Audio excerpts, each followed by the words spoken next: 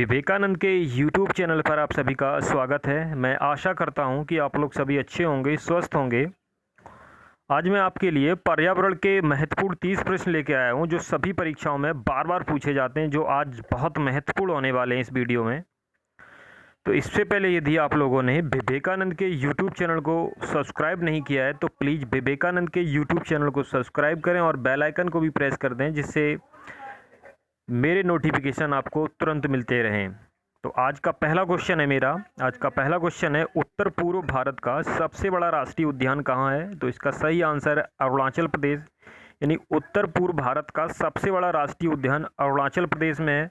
और यदि अरुणाचल प्रदेश में राष्ट्रीय उद्यान की बात करें तो यहाँ पर नामदाफा राष्ट्रीय उद्यान है, जो पूर्वी हिमालय जैव विविधता स्थल का सबसे बड़ा संरक्षित क्षेत्र है और पूर्वोत्तर भारत में स्थित है। यह क्षेत्रफल की दृष्टि से सबसे बड़ा राष्ट्रीय उद्यान है और इसकी स्थापना 1974 ईस्वी में हुई थी।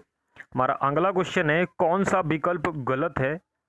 तो इस गलत विकल्प की बात करें तो इसमें पहला ही विकल्प गलत है, यानी कि नीलगिरी बायोस्फीयर रिजर्व तमिलनाडु में है। तो अगर इसकी बात करें तो इसका सही आंसर है नीलगिरी बायोस्फीयर रिजर्व तमिलनाडु, केरल और कर्नाटक में है। अगर नीलगिरी की बात करें तो नीलगिरी यह 2012 में यूनेस्को द्वारा घोषित विश्व धरोहर स्थल है और इसकी स्थापना 1986 ईस्वी में हुई थी। हमारा अगला क्वेश्चन है भारत के राष्ट्रीय पक्षी मोर के बारे में निम्नलिखित कथनों पर विचार करें। तो इसका पहला कथन था वन्य जीव संरक्षण अधिनियम से 1972 से मयूर की हत्या पर रोक लगाई गई। वन्यजीव संरक्षण अधिनियम 1972 मयूर पंखों के घरेलू व्यापार की अनुमति देता है। वन्यजीव संरक्षण अधिनियम 1972 मयूर पंखों की निर्यात की अनुमति देता है। और आगे कहता है निम्नलिखित में कौन सा कथन सत्य है? अगर कथनों की बात करिए तो इसमें पहला और दूसरा कथन सत्य है, यानी वन्यजीव संरक्षण अधिनियम से 1972 से मयूर की हत्या पर रोक लगाई गई थी और वन्यजीव संरक्षण अधिनियम 1972 मयूर पंखों के घरेलू व्यापार की अनुमति देता है, यानी पहला और दूसरा कथन सत्य हैं। और वन्यजीव संरक्षण अधिनियम 1972 से मोर की हत्या पर रोक लगाई गई थी और मोर के पंखों के घरेलू व्यापार को अनुमति दी गई, लेकिन बाहरी व्यापार पर इसकी रोक लगा दी गई थी, क्योंकि बाहर मोर के पंखों का व्यापार नहीं किया जा सकता है। हमारा अगला क्वेश्चन है किस अभ्यारण्य को पूर्व में भरतपुर पक्षी अभ्यारण्य के रूप में जाना जाता है? यानी कि भरतपुर पक्षी अभ्यारण्य को प्रेजेंट टाइम में किस नाम से जाना जाता है? तो इसका सही आंसर है केवला देव राष्ट्रीय उद्यान। अगर केवला देव राष्ट्रीय उद्यान की बात करें तो केवला देव राष्ट्रीय उद्यान को पहले भरतपुर पक्षी अभ्यारण्य के रूप में जाना जाता था। यह यूनेस्को द्वारा विश्व धरोहर स्थल घोषित है और यह यूनेस्को द्वारा 1985 में विश्व धरोहर स्थल घोषित किया गया था और यह राजस्थान में स्थित है। इसकी स्थापना 1982 ईस्वी में हुई थी। इसमें हजारों की संख्या में दुर्लभ और विलुप्त प्रजातियों के पक्षी पाए जाते हैं, यानी कि इसमें हजारों की संख्या में दुर्लभ और विलुप्त प्रजाति के पक्षी पाए जाते हैं, जैसे साइबेरिया से आया सारस। यहाँ पर 230 प्रजाति के पक्षी अपना घर बनाए हुए हैं। हमारा अगला क्वेश्चन है like minded mega diverse countries में सदस्यों की संख्या है? तो इसका सही आंसर है 17, यानी कि LMMC में जैव विविधता संपन्न देश आते हैं। इसमें कुल 17 देश हैं, यानी ऑस्ट्रेलिया, ब्राज़ील, चीन, Colombia, Congo Democratic Republic, Ecuador, Bharat, Indonesia, Madagascar, Malaysia, Mexico, Papua New Guinea, Peru, Philippines, दक्षिण अफ्रीका, संयुक्त राज्य अमेरिका और वेनेजुएला। हमारा अगला क्वेश्चन है पारिस्थितिकी टास्क फोर्स का गठन कब हुआ? तो इसका सही आंसर है इसका गठन 1982 ईस्वी में हुआ था। हमारा अगला क्वेश्चन है कच्छ की खाड़ी, मन्नार की खाड़ी, अंडमान निकोबार द्वीप समूह और लक्षद्वीप सब में क्या पाया जाता है? तो इसका सही आंसर है मूंगा चट्टानें। यदि मूंगा चट्टानों की बात करें तो मूंगा की चट्टानें उष्णकटिबंधीय में पाई जाने वाली सबसे जटिल और रंग बिरंगी पारिस्थितिकीय प्रणाली है। मूंगा की चट्टानों का निर्माण करने वाले जीव लगातार नई नई संरचनाएं बनाते रहते हैं और इन संरचनाओं में जीव जंतुओं की अनगिनत प्रजातियां एक दूसरे के साथ रहती हैं। मूंगा या प्रवाल कीड़ा एक सूक्ष्म कीड़ा होता है जो लाल, पीले, हरे, बैंगनी तथा सफ़ेद रंगों में पाया जाता है। प्राणी विज्ञान के अनुसार यह प्रवाल एक मांसल जीव है जो मधुमक्खी की भांति छत्ता बनाकर विकसित होता है और ये जीव प्रायः समूह में रहते हैं, यानी कि जो जीव होते हैं वो एकजुट रहते हैं, यानी एकता में रहते हैं। हमारा अगला क्वेश्चन है, कौन सा मिलान सही नहीं है?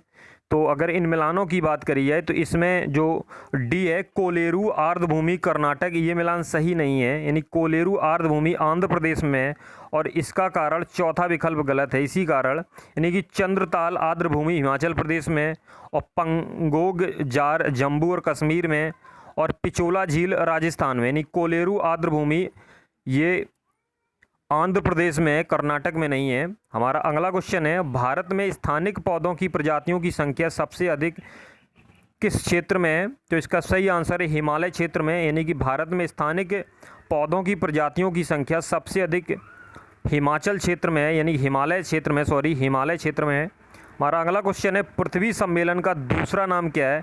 तो इसका सही आंसर है रियो सम्मेलन, यानी कि पृथ्वी सम्मेलन 1992 में रियो डी जेनेरियो में हुआ था। इसका कारण पृथ्वी सम्मेलन को रियो सम्मेलन कहते हैं, इसी कारण यानी कि पृथ्वी सम्मेलन 1992 में रियो डी जेनेरियो में हुआ था, इसी कारण इस सम्मेलन को पृथ्वी सम्मेलन या रियो सम्मेलन भी कहते हैं।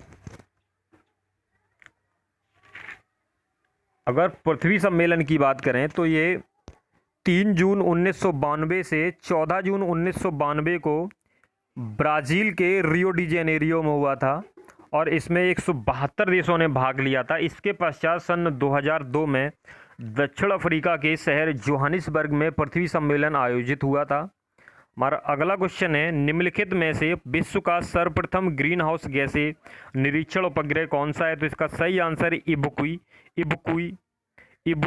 इबुकी विश्व का सर्वप्रथम ग्रीन हाउस गैसीय निरीक्षण उपग्रह है।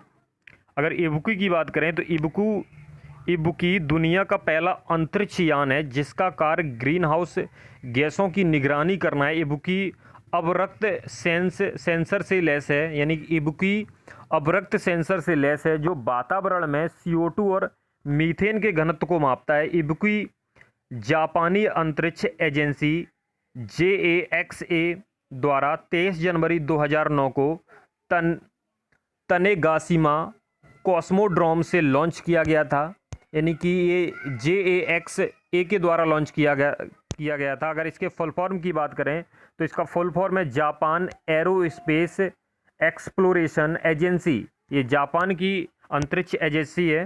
हमारा अगला क्वेश्चन है, जलवायु परिवर्तन पर नवंबर 2015 में सम्मेलन कहाँ हुआ? तो इसका सही आंसर है पेरिस, यानी जलवायु परिवर्तन पर नवंबर 2015 में सम्मेलन पेरिस में हुआ था। इसमें अनेक देशों ने राष्ट्रीय अध्यक्ष उपस्थित रहे थे, यानी इसमें अनेक देशों के राष्ट्रीय अध्यक्ष उपस्थित रहे थे। अगर पेरिस की बात करी जाए तो पेरिस फ्रांस का सबसे बड़ा शहर है और इसकी कैपिटल भी है। हमारा अगला क्वेश्चन है, निम्नलिखित में से भारत में स्थित कौन सी विश्व धरोहर 2 राज्यों में स्वामित्व में है? यानी विश्व धरोहर 2 राज्यों के स्वामित्व में है। तो इसका सही आंसर है कालका शिमला रेलवे। अगर इन ऑप्शनों की बात करी जाए तो कालका शिमला रेलवे है। इन कालका शिमला रेलवे कालका और शिमला के बीच स्थित एक अनोखी रेलवे लाइन है। इसकी स्थापना 1896 ईस्वी में शुरू हुई थी और इसे 24 जुलाई 2008 को विश्व धरोहर घोषित किया गया था। इस पर प्रतिदिन 1500 यात्री यात्रा करते हैं, यानी कि जो कालका और शिमला के बीच जो रेलवे लाइन है इस ट्रैक पर लगभग 1500 यात्री प्रत्येक दिन यात्रा करते हैं और ये 2008 को विश्व धरोहर में शामिल किया गया था यूनेस्को द्वारा। हमारा अगला क्वेश्चन है, भारत दुनिया का सबसे बड़ा जैव विविधता वाला क्षेत्र है। भारत में दुनिया की प्रजातियों का कितने प्रतिशत हिस्सा है? तो इसका सही आंसर है 7 से 8%। नहीं, भारत में दुनिया की 2.4% भूमि है, जबकि 7 से 8 प्रजातियां भारत में हैं और भारत में 46,000 से अधिक पौधों और 81,000 से अधिक जानवरों की प्रजातियाँ हैं। हमारा अगला क्वेश्चन है, निम्नलिखित में किस विश्वविद्यालय में विश्व बैंक द्वारा एकीकृत समुद्री क्षेत्र प्रबंधन परियोजना के लिए national centre for sustainable coastal zone management की स्थापना की गई? तो इसका सही आंसर है अन्ना विश्वविद्यालय, चेन्नई। हमारा अगला क्वेश्चन है, जलवायु परिवर्तन एक्शन प्लान पर कार्य करने वाले भारत का पहला प्रदेश कौन सा है? तो इसका सही आंसर है दिल्ली, यानी कि दिल्ली केंद्र शासित प्रदेश है और जलवायु परिवर्तन के एक्शन प्लान पर कार्य करने वाला पहला भारतीय प्रदेश दिल्ली है और यहाँ के जो सीएम हैं वो अरविंद केजरीवाल हैं। हमारा अगला क्वेश्चन है, पश्चिमी घाट इलाके के संरक्षण की सिफारिश किस विशेषज्ञ ने की थी? तो इसका सही आंसर है डॉक्टर माधव गौडगिल। अगर डॉक्टर माधव गौडगिल की बात करें तो डॉक्टर माधव गौडगिल को भारत सरकार द्वारा 2006 में विज्ञान एवं अभियांत्रिकी के क्षेत्र में पद्म विभूषण से सम्मानित किया गया। इनका जन्म 24 मई 1942 को महाराष्ट्र में हुआ था, मतलब ये महाराष्ट्र के पुणे में हुआ था। हमारा अगला क्वेश्चन है, बोरी वन्यजीव अभ्यारण्य किस प्रदेश में है? तो इसका सही आंसर है एमपी में, यानी बोरी वन्यजीव अभ्यारण्य मध्य प्रदेश के होशंगाबाद जिले में है। इसका क्षेत्रफल 518 वर्ग किलोमीटर है।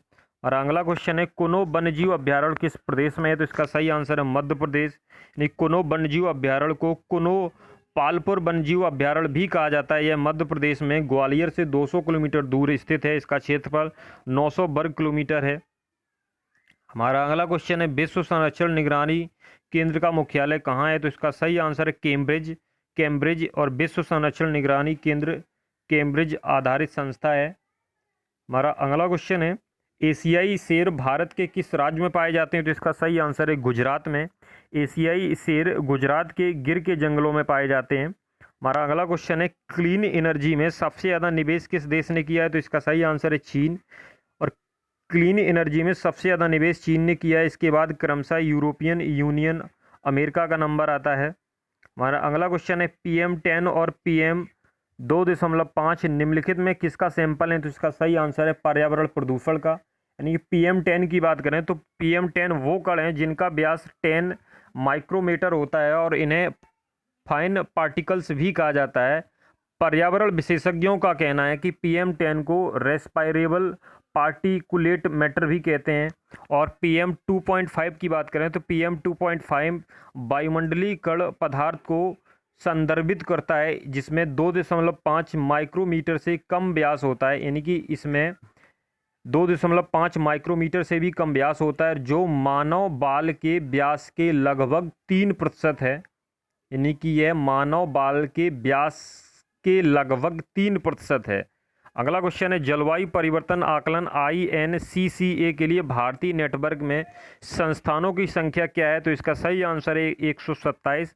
यानी कि जलवायु परिवर्तन आकलन के लिए भारतीय नेटवर्क में संस्थानों की संख्या 127 है। अगर INCCA की फुल फॉर्म की बात करें तो इसका फुल फॉर्म है the Indian network on climate change assignment यानी असेसमेंट, यानी the Indian network on climate change assessment. और अगला क्वेश्चन है, रेड प्लस प्रोग्राम निम्नलिखित में किससे संबंधित है? तो इसका सही आंसर है CBD से, यानी कि कन्वेंशन ऑन बायोलॉजिकल डाइवर्सिटी, यानी CBD से संबंधित है। रेड प्लस प्रोग्राम जैव विविधता का सम्मेलन है। हमारा अगला क्वेश्चन है, निम्नलिखित में से हवाई जहाज प्रायः किस मंडल में उड़ते हैं? तो इसका सही आंसर है समताप मंडल। हमारा अगला क्वेश्चन है,